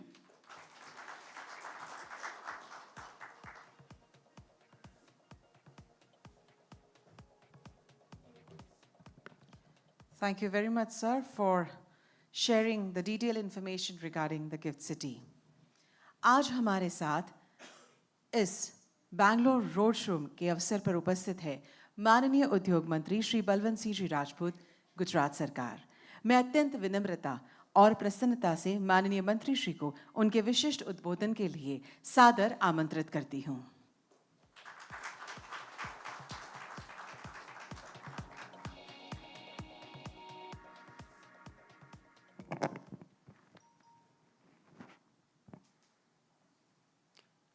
Bharat की शिलोंग नाम से प्रसिद्ध बेंगलुरु में आयोजित vibrant Gujarat road show के आज के इस कार्यक्रम में उपस्थित GRDC के MD doctor Rahul ji, GIL के MD तुषार भट्ट जी, फिक्की के चेयरमैन उल्लास कामत जी, GS मशीन के डायरेक्टर खैर जी, उद्योग जगत के सभी प्रतिनिधि और इन्वेस्टर जी, देवियों और सज्जनों, आप सबको मेरा नमस्कार। गुजरात तरफ से आप सभी को लिए बहुत सारा प्यार और अवसर लेकर आया हूं।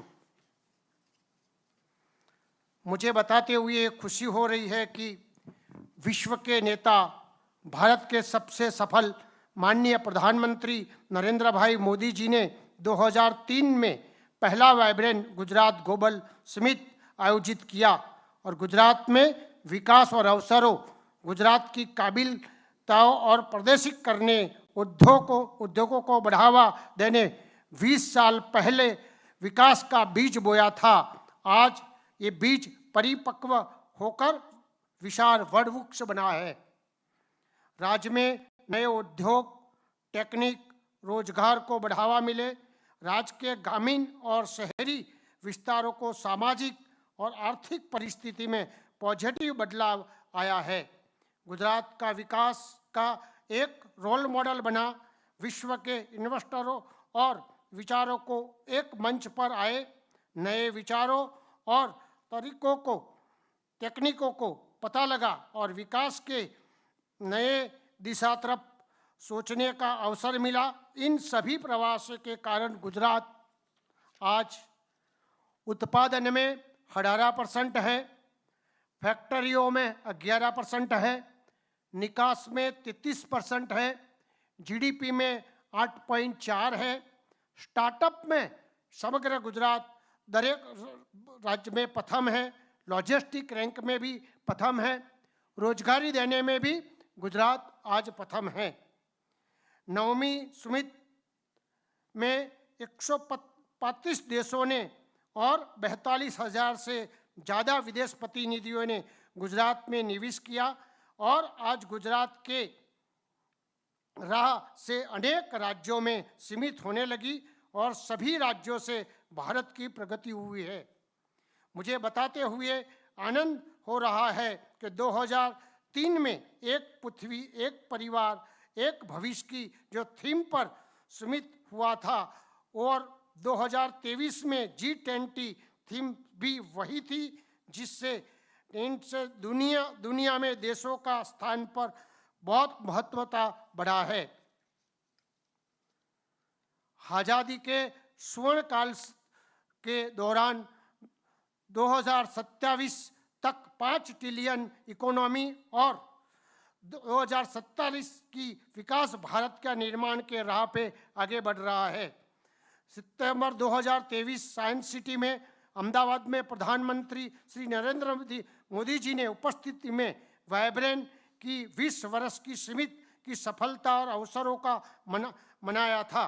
वहाँ रोबोटिक गैलरी, नेचर पार्क, एक वाटिक गैलरी, शार्क टनल का दौरा किया। दोस्तों, ये साइंस सिटी पिछले 2 सालों में लगभग 28 लाख से વધારે लोगों ने यहाँ मुलाकात किया है, जहाँ यहाँ सीमित बिजनेस नेटवर्क, नॉलेज शेयरिंग और सामाजिक और आर्थिक विकास के लिए साझेदारी के लिए सबसे प्रतिष्ठित विश्व मंच में एक बन गया है और गुजरात सरकार पूरी ईमानदारी से मक्कमता से इस आगे बढ़ रही है।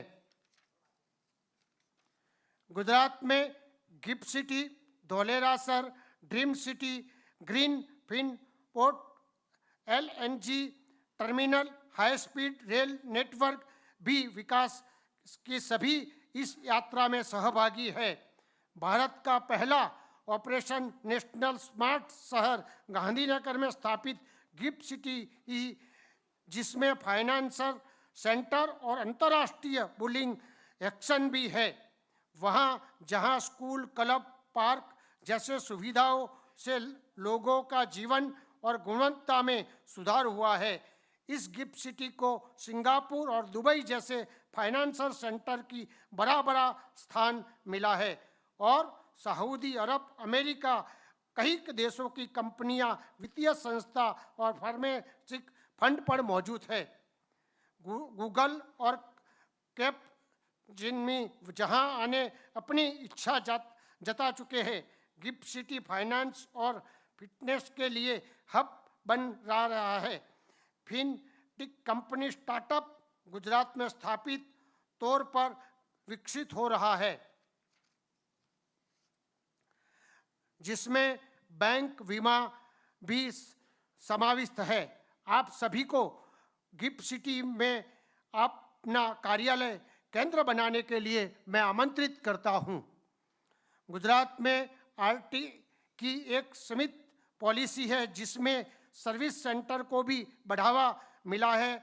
गुजरात के उद्योग फ्रेंडली वातावरण से उसमें सेक्टर में काफ़ी प्रगति हुई है और आर्थिक विकास भी हुआ है। दोस्तों, बायोटेक्नोलॉजी में भी उभरता हुआ क्षेत्र है, जिसमें रणनीति और सेक्टर स्पेशल विकास करने की योजना है। गुजरात में बायोटेक्नोलॉजी मिशन और बड़ौदा में 100 एकड़ में बायोटेक पार्क की भी योजना बना जा रहा है। दोस्तों, डायमंड सेंटर में गुजरात और भारतीय प्रगति में आगे बढ़ रहा है। सूरत में दुनिया की सबसे बड़ी कॉमर्शियल बिल्डिंग डायमंड बुश जिप्स और जवेरी में गुजरात को विश्व का डायमंड व्यापार से जुड़ा का काम किया है। नेट जीरो और रेवेन्यू एनर्जी भी गुजरात में बड़े कदम उठाए हैं। 22 गीगावाट की रेवेन्यू ऊर्जा कैपेसिटी भारत के 15% से भी ज़्यादा है। कच्छ में 30 गीगावाट का हाइब्रिड पार्क भी विकसित हो रहा है। हाइड्रोजन मिशन के तरह 100 मेगावाट एनर्जी उत्पादक होने और ऊर्जा और पवन ऊर्जा भी हम काम कर रहे हैं। गुजरात की बात करूं तो 2022 में सरकार ने शपथ लेने के बाद 108 कंपनी के साथ 118 प्रोजेक्ट के लिए 1,42,000 करोड़ में का MOU हुआ, जिसमें 60% से ज़्यादा मैन्युफैक्चर में आज आ गया है। माननीय प्रधानमंत्री श्री अमेरिका के प्रवास दौरान सेमीकंडक्टर कंपनी माइक्रो ने भारत में आने की इच्छा जताई। गुजरात ने सिर्फ 6 दिनों में जमीन दिया और 90 दिनों में भूमि पूजन हो गया। आगामी वर्ष में कंपनी उत्पादन में आ जाएगी। मुझे बताते हुए खुशी हो रही है कि सेमीकंडक्टर पॉलिसी लागू करने का पहला राज्य गुजरात है। उसमें राज्य में मैन्युफैक्चर को भी आगे बढ़ा जा रहा है। 2036 में होने वाले ओलंपिक खेलों के आयोजन करने के लिए गुजरात भी अपनी तैयारी कर रहा है और इसमें हिसाब और जरूरी इंफ्रास्ट्रक्चर भी बन रहा है। गुजरात में समृद्धि है, शांति है, सुशासन है, सलामती है और सरकार की सक्रियता है। अगले 10 जनवरी को माननीय प्रधानमंत्री Shri get with the future की थीम पर वाइब्रेंट गुजरात समिट का उद्घाटन किया जाएगा, जिस राज्यों के अधिक मंत्रीगण, विविध देशों के प्रतिनिधि, इन्वेस्टर, वैश्विक CEO और बुद्धिजीवी शामिल रहेंगे, जिसमें माननीय प्रधानमंत्री का विकसित भारत का सपना होगा। मैं ये semiconductor, green hydrogen, electronic mobility, renewable energy, टिकाऊ विकास और उत्पादन की चौथी पीढ़ी इंडस्ट्री सभी भविष्य हमारी प्राथमिकता रहेगी। विश्व के इन्वेस्टर और आप सभी के लिए गुजरात आने का सुवर्ण अवसर है। आइए गुजरात के जोड़ने का ये मौका है। एक साथ मिलकर विकास की नई ऊंचाइयों को पार कर सकते हैं। अमृत काल में आयोजित हो रही 10वीं वाइब्रेंट गुजरात समिट भविष्य के विकास की अमृत समान रहेगी। ऐसी वाइब्रेंट गुजरात का हिस्सा बनने का आमंत्रण देने के लिए हमारे माननीय प्रधानमंत्री के प्रतिनिधि के तौर पे मैं यहाँ आया हूँ। आप सभी को मैं विश्वास दिलाता हूँ कि गुजरात आपके आगमन की प्रतीक्षा करेगा और गुजरात में व्यापार और उद्योग के लिए आपकी इच्छाओं का हमारी सरकार समर्थन प्रदान करेगी। वाइब्रेंट गुजरात के मध्य समावेश विकास करना और 2047 तक भारत को विकसित बनाने में हम सभी लक्ष्य प्राप्ति के लिए फिर से एक बार आप सभी को गुजरात आने का आमंत्रण देता हूं और मेरी बात को यहाँ समाप्त करता हूं। भारत माता की जय।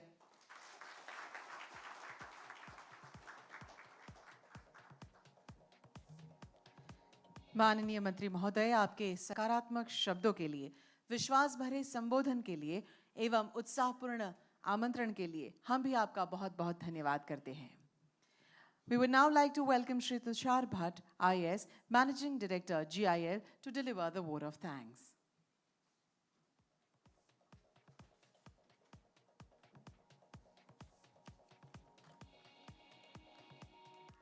I extend my warm greetings and heartful namaskar to all of you.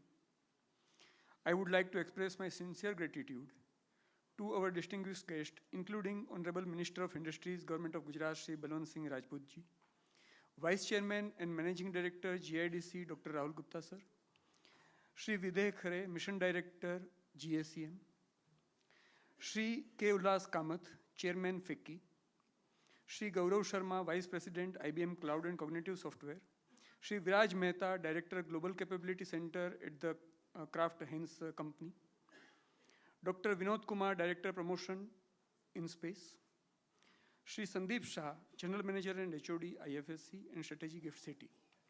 Your presence exemplifies a profound interest and commitment to economic growth, innovation, and inclusivity.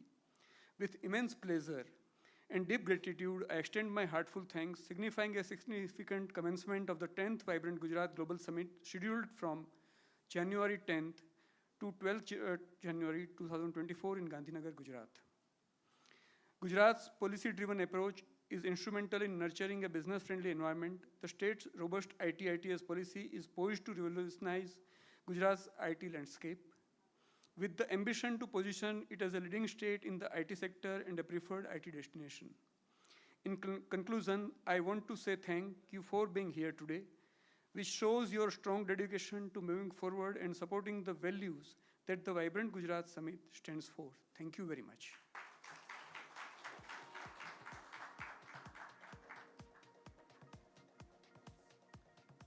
Thank you very much, sir, for your warm thank you note.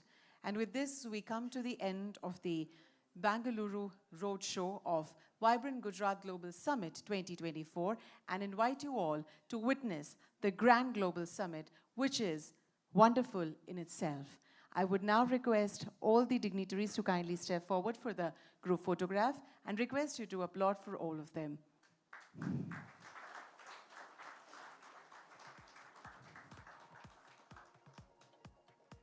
We thank you all for being a wonderful audience, and we request you to kindly join us for the lunch. And then, after that, the requested participants for the meetings are supposed to join us at the venue. Thank you.